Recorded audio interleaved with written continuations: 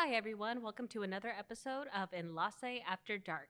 I'm Terry Perez, and with me today is Martin Medina. Martin Medina Lopez. Yes. I'm the content director for Enlace Media Lab. Yeah, do you want to tell us a little bit of what that's like here at Enlace? Like what exactly that you do and stuff? Content director, I oversee everything and anything that comes in and comes out, making sure that it's appropriate for the Yes. university. And pretty much, I also produce content here. Yes. I'm very excited that you're here because you and I always have like the best conversations and stuff. This is my first time here because I am nervous.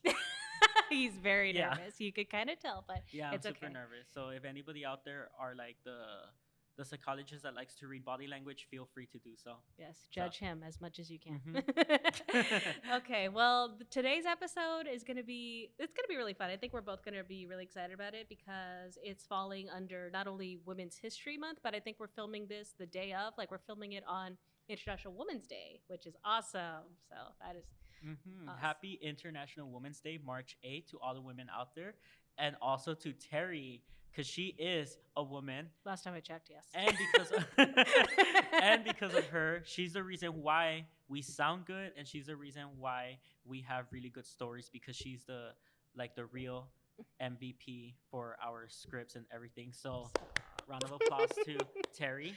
Everyone behind the scenes is saying thank you to her. So, Terry, how does it feel? It feels good. I love writing because that's always been my main focus with anything. The fact that Enlace has given me an outlet to do that, even though it's just mostly writing a bunch of scripts and interview questions for the people that we are lucky enough to interview. Like, it's just been really great and helps me build up my resume and everything. So I really love that.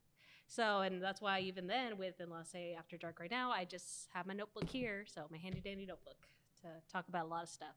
So so for women's history, we actually have like some people like who are women in our lives that do mean a lot to us, famous, not famous. So who was it? Is there like any particular woman in mind that you did want to talk about, Martin? Yes, for sure. This woman changed the path for all of us, all Latinos. Cause yeah, but specifically Latinas. I'm gonna be talking about Selena Quintanilla. Woo.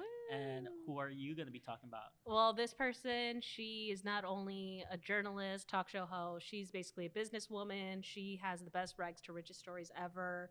And, has pretty much been around since like the late 80s to now. Like, even after retiring, she's still there.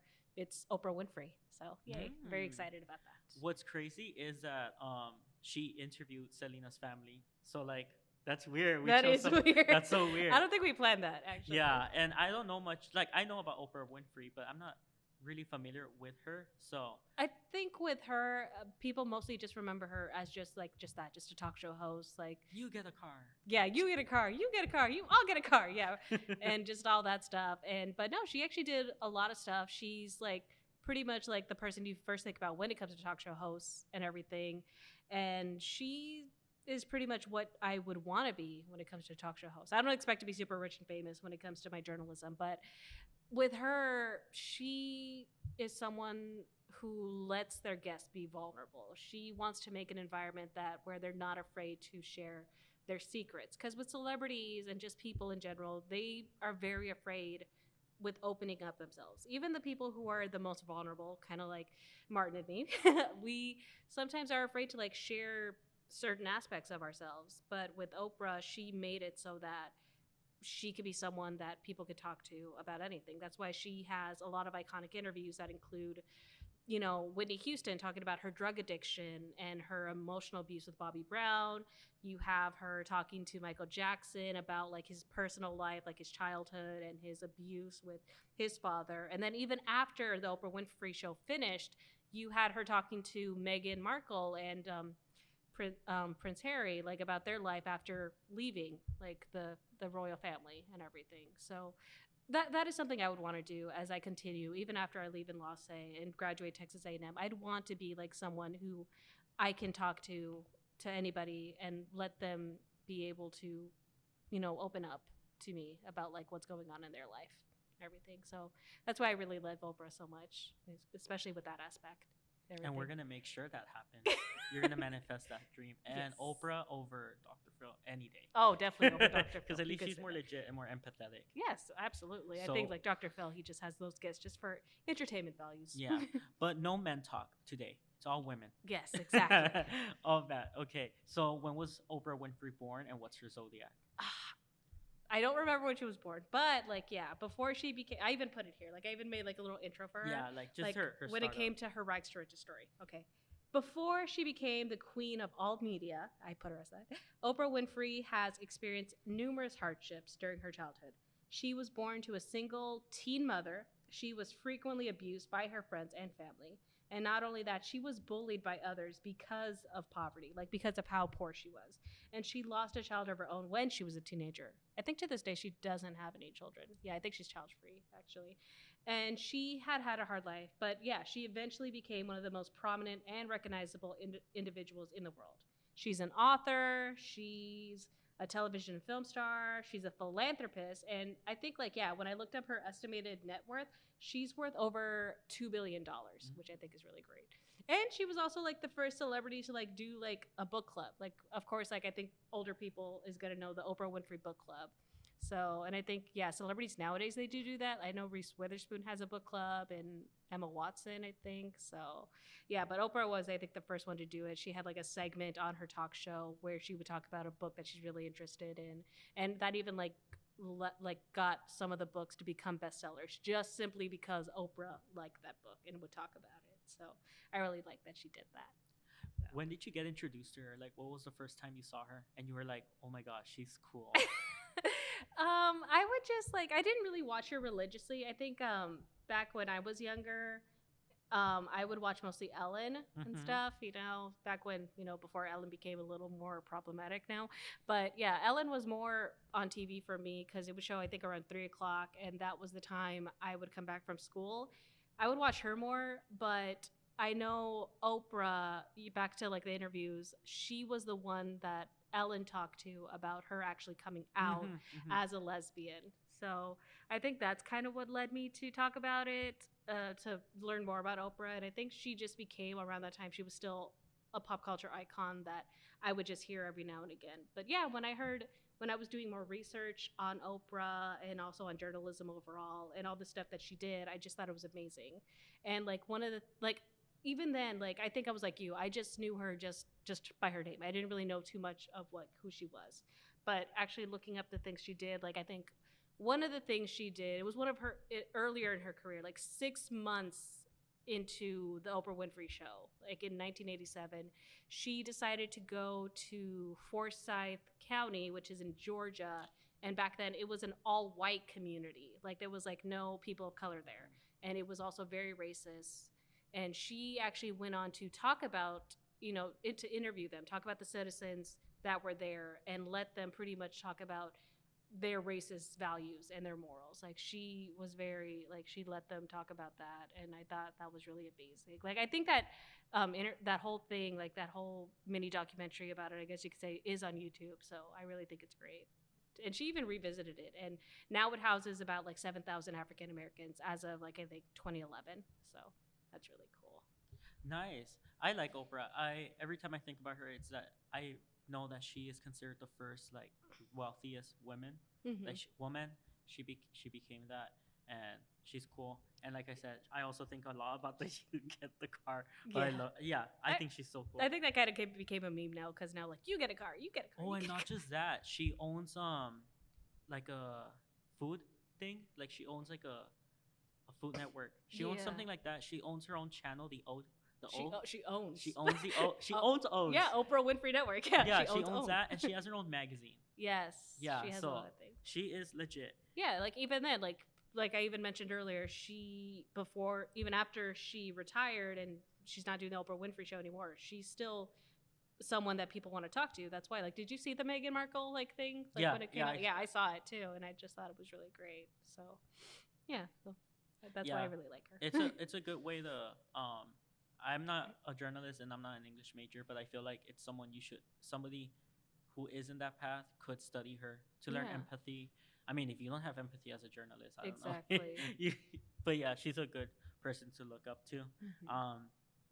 So from Oprah Winfrey, she once did an interview with um, Selena's family, and this was after the movie came out. Yes. So crossing, that's crazy. Yes. So I'm like every pretty much.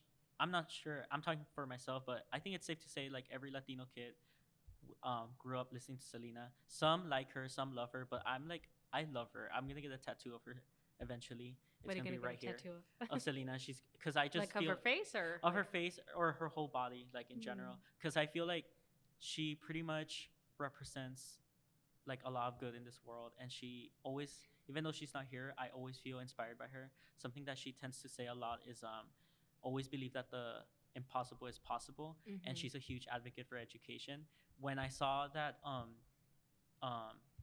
she did this commercial where she said like stay in school because education's something that no one can take away from you. I was like, I'm gonna stay in school now, Selena, thanks.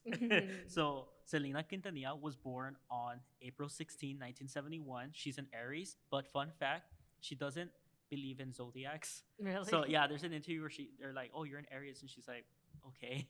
So she was born in Lake Jackson, Texas, and eventually she moved to Corpus, and she grew up in poverty as well.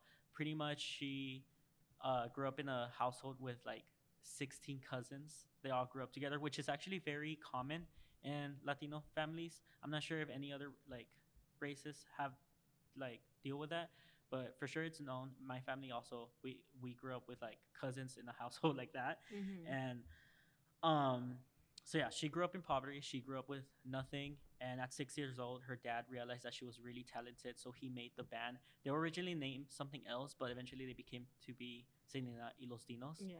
And um, because of her, we have so many really good musicians today. We have Bad Bunny, who was also uh, inspired by her.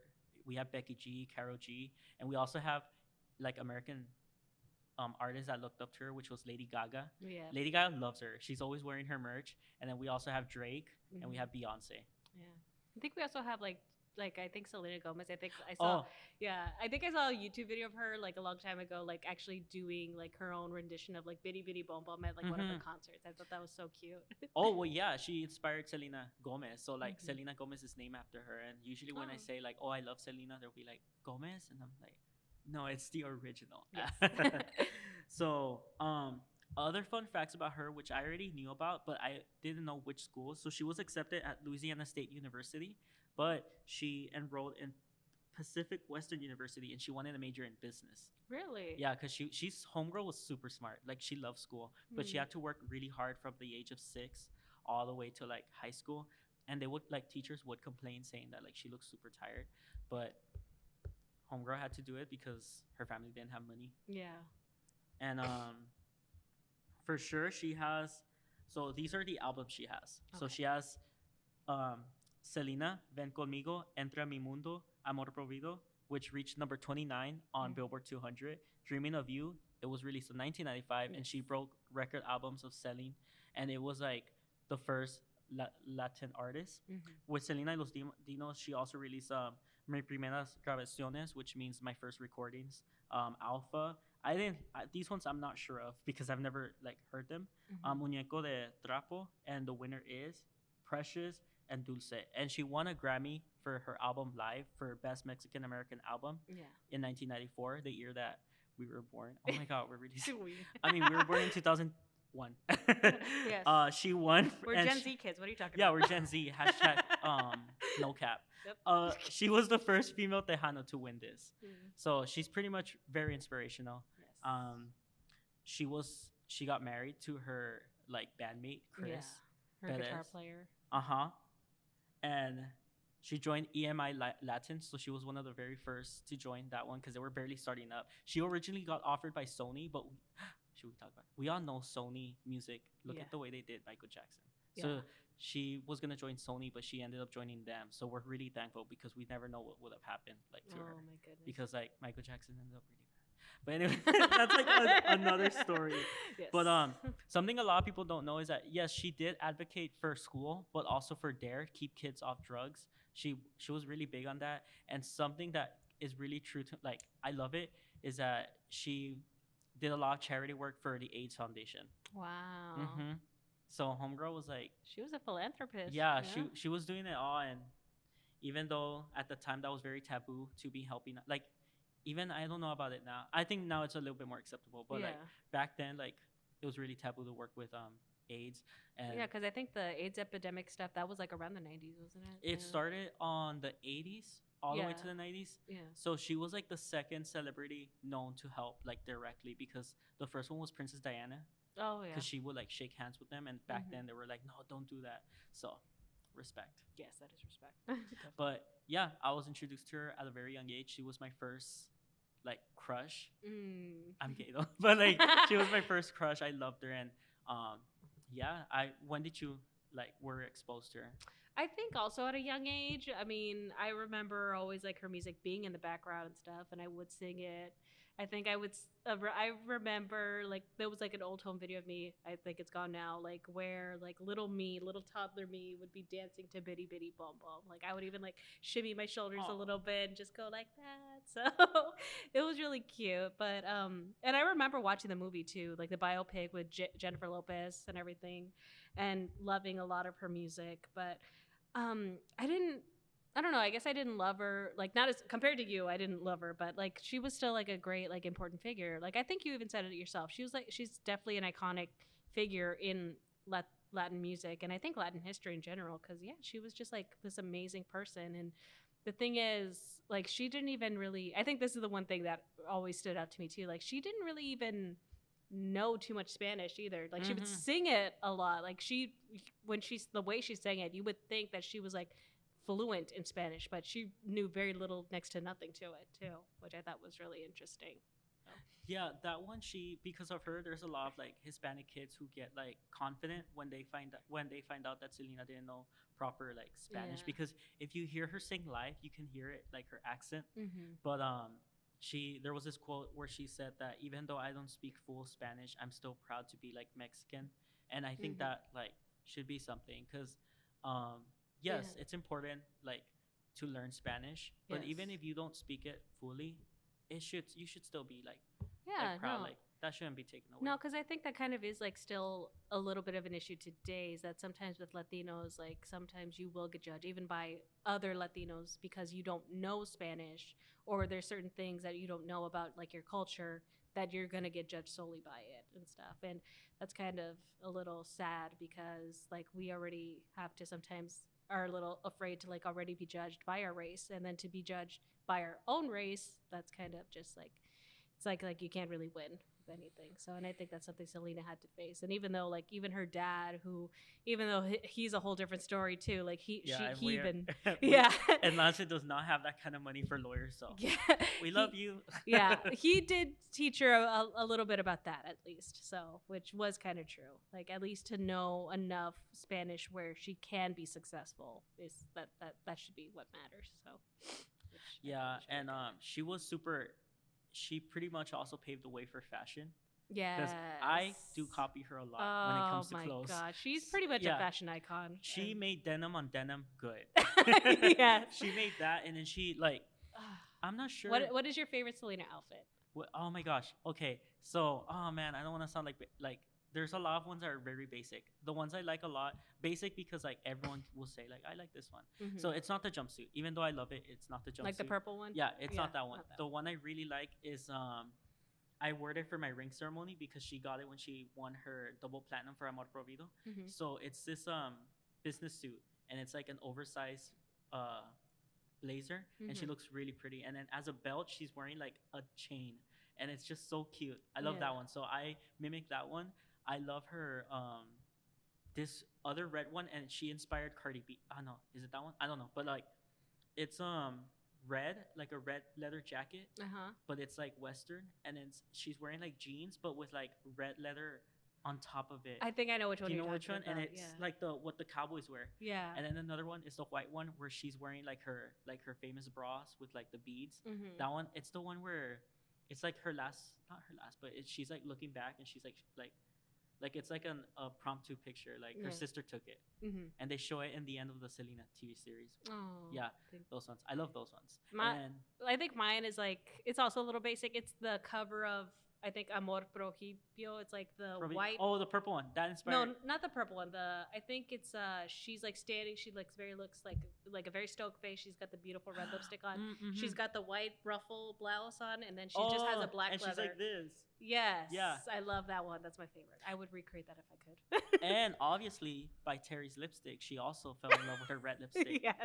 Yeah, I know that one. I have a shirt like that, and I remember I wanted for Dia de los Muertos. I wanted to wear it, but I didn't have a leather jacket, so people were gonna think I was a pirate or something. But yeah, I think that's my favorite one. I think because I think I had this conversation too with like my sisters. One of them said she really likes the cow print outfit that she has because she really looks good in that one too.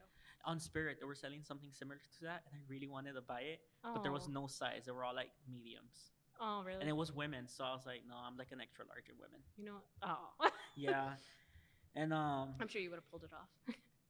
But yeah, those are the women that we wanted to talk about that we're inspired by. They both relate to something with our lives, so it's really nice. And hopefully in like 5 years from now, we're gonna see Terry saying, "You get a car." I don't know if I'll ever be rich enough to get a car. Like the only thing I want in 5 years is that I want to at least be able to interview people. Like they'll pretty much give me the latest scoop about what's going on with them. Like they'll say like, "Oh, I don't want to talk to other people about this, but I will talk to you about it specifically. I feel like you'll be able to like share my story, no problem." So I would like to do that at least. And if she is pretty much already starting to do that, so if you guys are interested, Culture Corner is on. When is Culture Corner? It's normally a monthly thing. I don't think it has an exact date. Well, she's doing Culture Corner where she's interviewing artists of San Antonio, and she's also going to be making reels for them, and we're also going to be making a mini documentary, so you guys keep a lookout for that. She's super talented, and we're going to a rock concert for one of them. Oh my God, that's please keep Terry in your prayers, because if you see this homegirl's petite, so it's a rock concert, and pray for her that she comes out alive, because that I don't get trampled. And funny enough, the concert we're going to see of the Roses, that's run by like a female artist. Yes. Serenity. Shout out really to Serenity. Yeah, she works for is it Mesquite? Yeah, the Mesquite. Yeah, she is a powerhouse. She, just like Terry, she's also a journalist. She does photography. She also does like stories and reports, and she is a guitar player. I think bass, or is it guitar? No, I think it's guitar. But okay, and she writes music. Yeah, she's amazing. I've heard like Of the Roses. You're the one who got me into Of the Roses. Like their music is amazing. Yeah, check them out. Also, woman run. Well, it's a girl and a but she's the only woman. She's the co-founder, so she helped found it. So, so I really like them. Yay to women. Is there something you want to ask me, like as a woman, like me here? Yeah. So like something controversial that I wanted to ask is that like this is gonna be fun. Huh? I said this is gonna be fun. What do you think about when like let's say you're a woman and then you meet another woman and this girl is like just rude to you and mean to you, and you're just like, ew, like why? And you just don't like her. And does that like I wanted to explain like, or I don't even know what I'm saying, but take your time. Does that make you like less of a woman supporter? Like, do you feel bad when you dislike another woman? Like, do you feel like you can't be disliked towards other girls because you're like, oh my God, that makes me like a woman hater or something like that? Well, no, I don't think so. I mean, it's kind of like with the LGBT community. Like, if you don't like someone, but they happen to be like members of the LGBT, that doesn't make you homophobic. So, like me, if there's a woman that I see and they are actually giving me a reason to like not like them, like you even said, if they're rude, if they, if they're condescending, if they're pretty much any bad adjective, like I'm gonna like not like them. I mean, it would be probably bad if I treated them outrightly with disrespect. Like if, say, we were working in a professional setting, if we're coworkers and if I sabotage their work just for the sake of me not liking them, then I would count that as anti-woman. Yeah. But yeah, me like not liking them, that's not anti-woman. I mean, I think you even mentioned it earlier because I think we talked about it. Like, you don't like James Charles. And Stop. stuff. What if he watches her and like? Oh yes, like he has the time to like really look us up. Yeah, it's because for the LGBTQI plus community, like I don't like James Charles because he's very like a lot of the bad stuff he's gotten into, and I don't like Todrick Hall because he doesn't pay his like workers and he doesn't pay his drag queens either, and I'm just like, oh, that's so gross. And I've been in situations where they're like, how can you like be unsupportive of somebody who's in the community as you are? Like this make like that makes you kind of like homophobic or whatever. Oh. And I'm just like, no, like I'm something I say is that I'm pro a lot of things, but I'm very pro accountable.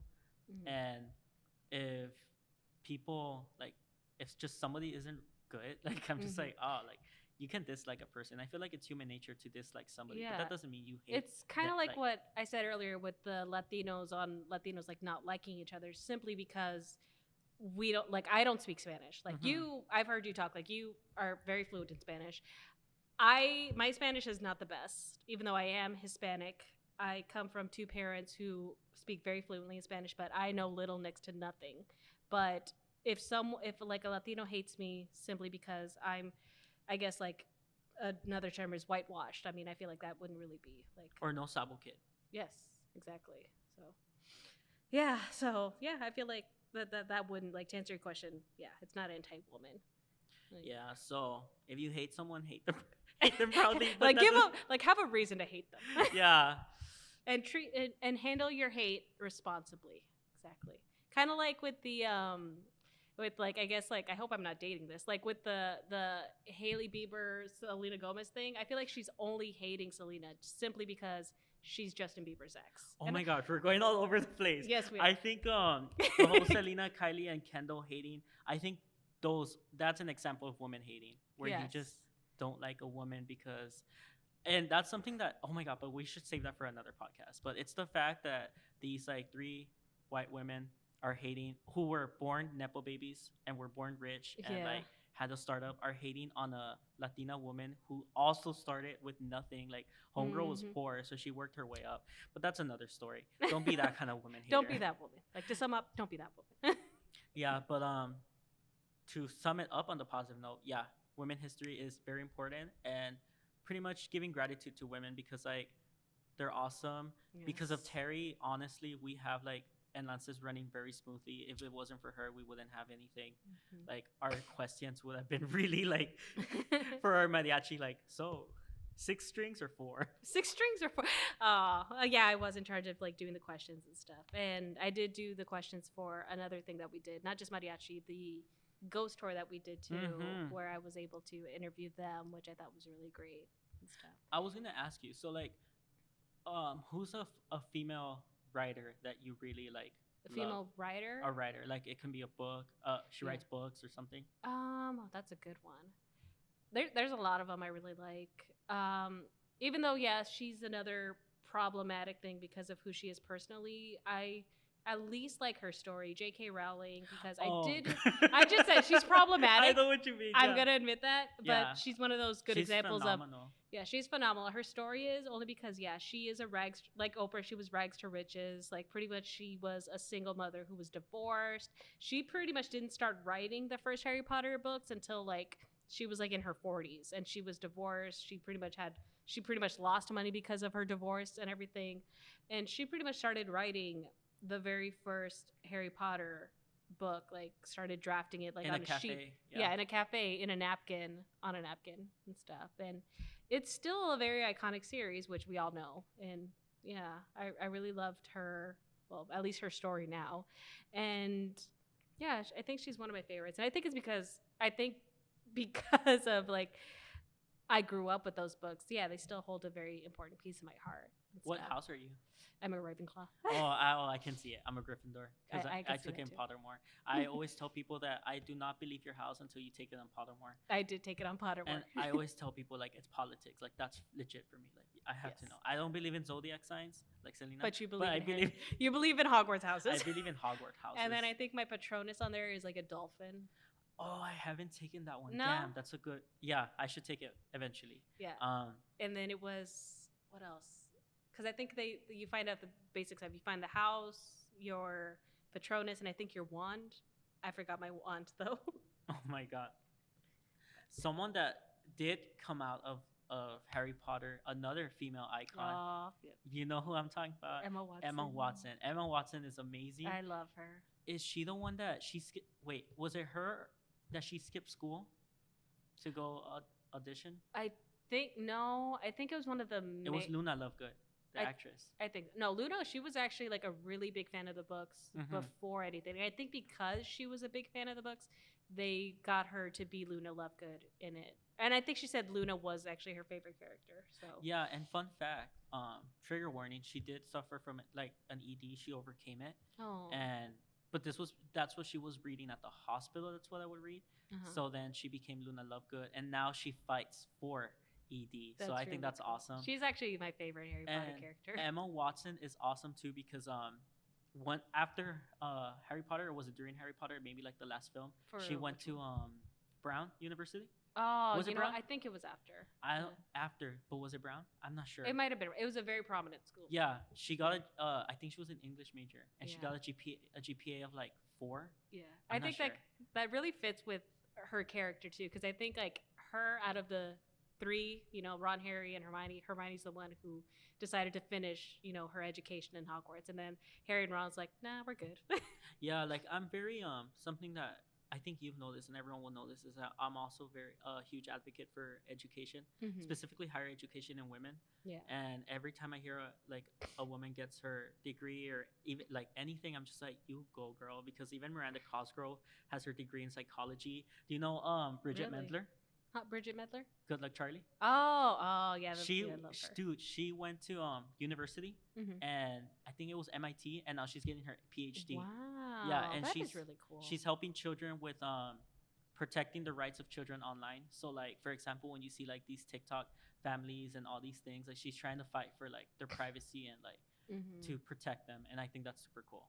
Wow, that's really cool. I didn't know that about her. Respect. Yeah, I'm always like searching up facts and stuff like that. Like I didn't know that Megan's Body was directed by a woman. So Jennifer's Body? Yeah, Megan's Body. Jennifer's I think because you were thinking of Megan Fox. Yeah, Megan Fox, and I think that's super cool. Yeah, I think it's by the same and I think they wrote the script too. It's the same people who wrote Juno too. Like Diablo Cody is the one who wrote the script for Juno, and even won an Oscar for it. And I think she also wrote the script for Megan. Now you got me doing it. Jennifer's Body. For Jennifer's Body. So yeah. Which explains why the dialogue in there is hilarious. And then we have other female directors. One of them is, I don't think she's a director. She's like more of a producer. We have Zendaya. She makes Euphoria, and she like co-produces it, I think. Yes. And she's amazing in that show. Yeah, too. she's awesome. I haven't seen Euphoria. I've only seen clips of it. Yeah. I'm a Skins girl before anything. So Skins UK. Yes. But yeah, there's so many things, super cool things. Yeah, and I think while we're on the topic of like famous like women who are also like icons in the female thing, like how do you feel like when, especially because when this happened, okay, with Britney Spears and Miley Cyrus and Lindsay Lohan, when they, of course had like their public like displays of like pretty much being, I don't want to say crazy, but when they pretty much acted out and rebelled. Yeah, they pretty much rebelled. And of course the media, they would say all this stuff about it, but they never said anything about like pretty much the men that got them like that way. Like what is your take on that? Dude, I'm like super like for that, where I'm like, I think that's messed up that the men aren't told anything. The men can act out. They can like not to talk about him, but Justin Bieber, like he had a rebel year where he had even a monkey, and he was caught like doing donuts and stuff like that. Like but he would literally spit at his fans too. That he would see. And no one even said anything. If anything, people were in the comments like, spit on me, like, oh my gosh. But like, yeah, I think it's messed up because I feel like women hormones are a little bit different, because imagine being on Disney for like half of your teenagehood and you're being told to suppress these like as a like in general, when you're growing up, you want to be like more experimenting and stuff like that, and you're being told no. Like imagine being 16 and being told to act like you're 8. Like I think that would mess me up too. Like would you feel like you're 16 and you want to start dating and stuff, and like, but then everyone's like, no, like you have little girls looking up to you, they're gonna think that like it's okay to do all these things. Do you think you would ever rebel? Probably, maybe. Yeah, me too. No, like because I bring this up because I had a thought this morning. Like it came out of nowhere. I was just watching some pop culture stuff on YouTube, and they brought up the thing that happened with Miley Cyrus at the VMAs. I think it was the VMAs where she was like twerking. Okay. When she was twerking on Robin Thicke, and of course everyone said like stuff about it. But then someone even pointed it out. Like the video said, like, oh, but it's weird that Robin Thicke never got anything about like a pretty much like a very young girl. Pretty much, I think she was like half his age or something. Like, yeah, I think she was like 19. Yeah, like she's barely legal, but no one ever said anything to him about that. Everyone just talked smack about Miley being like. Yeah, that. I think that's true that they do keep women on a higher standards sexually, everything, and they need to keep the same energy as well for men because men do very weird things, and Men I'm are so weird. sorry on behalf of that because I could walk out and be like, we're showing a tit and stuff, and they'll be like, yes, but Probably if like you- at this video, they'll be like, oh, of course, like this girl would like say all this stuff. but no, I am supportive of that. Keep them in the same standards too. Yes. And the same standards, or give them the same energy. Yes, at least the same energy. Because Janet Jackson was like blacklisted, Oh. but Justin Timberlake wasn't. But that's another story too. Yeah, that's a whole Anyways, other we love women. I love women. Happy International Women's Day. Happy Happy International Women's History Month. Make sure you get educated. Read a book about powerful women. Amelia Earhart, Selena, Oprah, Frida Kahlo. Frida She's Kahlo. awesome. I said her name different, wrong. And But if they give you their consent, hug a woman too. Mhm. Sometimes they need it. yeah, we're here because of them. Yes. Like they literally gave birth. So Thank you, Mom. yeah, thank you. Okay, so And shout out to Terry here yes. too. Okay, that's all the time we have today. I want to thank Martin for coming in for his very first episode. Now that Thank we're you. done with that, how do you feel? Still really nervous and probably won't see me until like the next episode. We're gonna be talking about Cheese Man. Well, yes, We should definitely. have Cheese Man Corner. We will have a cheese man corner. So Okay. yeah, next episode I'll see you guys. with Until Cheese next Man. time, see you guys. Bye.